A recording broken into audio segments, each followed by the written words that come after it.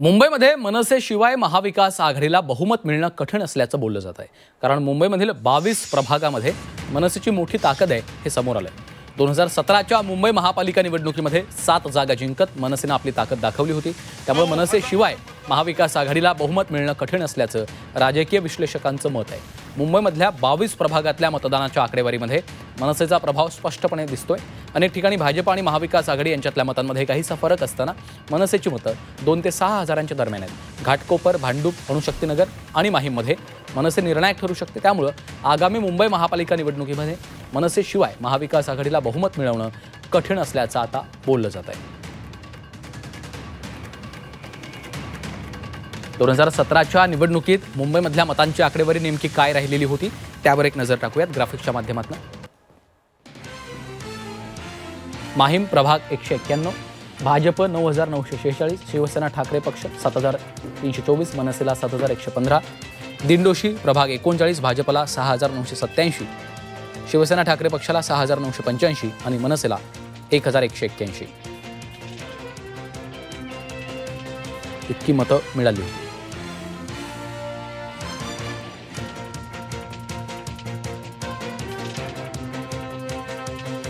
गोरेगाव प्रभाग क्रमांक 51, भाजपला 11131, शिवसेना ठाकरे पक्ष आणि काँग्रेसला 10055, मनसेला 1339। वर्सोवा प्रभाग 61, भाजपला 11267, शिवसेना ठाकरे पक्ष आणि काँग्रेसला 11111, मनसेला 1166।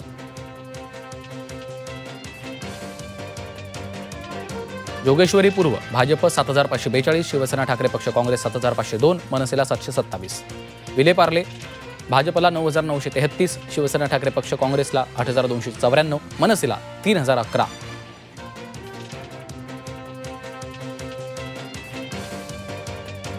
कलिना प्रभाग 91, भाजपला 10191, शिवसेना ठाकरे आणि काँग्रेसला 9709, मनसेला 740। भांडूप पश्चिम प्रभाग 109, भाजप 10039, शिवसेना ठाकरे पक्ष काँग्रेसला। घाटकोपर पश्चिम प्रभाग 123, भाजपला 11051, शिवसेना ठाकरे पक्ष काँग्रेसला 9350, मनसेला 5881। घाटकोपर पूर्व, भाजपला 12980, शिवसेना ठाकरे पक्ष काँग्रेस 12069, मनसेला। अणुशक्तीनगर प्रभाग 144, भाजपला 10300, शिवसेना ठाकरे पक्ष काँग्रेस 4677, मनसेला 6850। चांदिवलीत भाजपला 17575, शिवसेना ठाकरे पक्ष काँग्रेसला 15199, मनसेला 3397।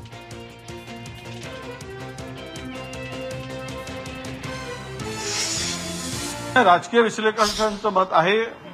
आता काँग्रेसचं मत म्हणजे स्थानिक आमचे निवडणूक आपली मुंबईचे नेते आहेत, आमच्या मुंबईचे अध्यक्ष आहेत, बाकी आमचे मुंबईचे आमदार आहेत, नेते आहेत, त्यांनी बसून तो निर्णय घ्यायचा आहे। आम्ही त्यांच्यावर सगळं सोडलेलं आहे। तुम्हाला सत्ता पाहिजे नाही पाहिजे, तुम्हाला निवडणुका कोणाबरोबर करायच्या आहेत, काय पाहिजेत हे त्यांनी ठरवावं। त्यांनी ठरवलं की तो निर्णय आम्हाला मान्य राहील। काय वाटतं, कारण भूमिका काय असणार आहे शेवटी महत्त्वाची भूमिका मनसेची? नाही, मनसेची भूमिका काही असू देत, मला वाटतं की मनसेच्या भूमिकेवर काँग्रेसची भूमिका काय आहे हे महत्त्वाचं आहे। त्यामुळे काँग्रेसनी त्या संदर्भात आम्ही प्रदेशच्या नेत्यांनी त्यांना अधिकार दिलेला आहे आणि तो त्यानुसार त्यांनी निर्णय घ्यायचा आहे। ते असे आहे की प्रत्येक पक्ष आपला पक्षाचा मत ठेवत असतो आणि त्याप्रमाणे काँग्रेस पक्षाने आपलं मत ठेवलेलं आहे। विक्रोळीमध्ये आपल्याला सुद्धा माहिती आहे की त्या ठिकाणी जे आहे ते आम्ही सुद्धा लहानाचं मोठं झालेलं आहे, माझं लहानपण सुद्धा त्या ठिकाणी विक्रोळीमध्येच गेलेलं आहे। त्यामुळे तुम्ही जी भूमिका मांडताय त्या संदर्भामध्ये विश्लेषकाचं मत असेल, जमिनीची परिस्थिती कदाचित वेगळी असू शकते। मुंबईमध्ये प्रत्येक विभागामध्ये प्रभागामध्ये प्रत्येक पक्षाची थोडी ना काही ताकद असते आणि या सर्व ताकदी जर एकत्रित आल्या तर त्याचा उमेदवार विजयी होतो। हे साधं गणित आहे। मनसेची ताकद आहे, मग उबाटाची नाही का? मग उबाटाची आहे तर मग भाजपची नाही का? मग भाजपची आहे तर शिवसेनेची नाही का? काँग्रेसची नाही का? राष्ट्रवादीची नाही का? कमी जास्त प्रमाण होऊ शकतं, पण कोणीचं काहीच तिथं नाही हे म्हणणं किती धाडसाचं होईल। म्हणून जोपर्यंत हे सर्व ही ताकदी ज्या का पक्षाच्या असतील, ज्यांची युती होईल, त्यांनी एकत्रितपणे लढवलं तर त्याचा फायदा होईल। अन्यथा सगळे जर जोर बैठका काढत बसले तर मग त्याचा निर्णय हा निश्चित पराभवामध्ये दिसून येईल।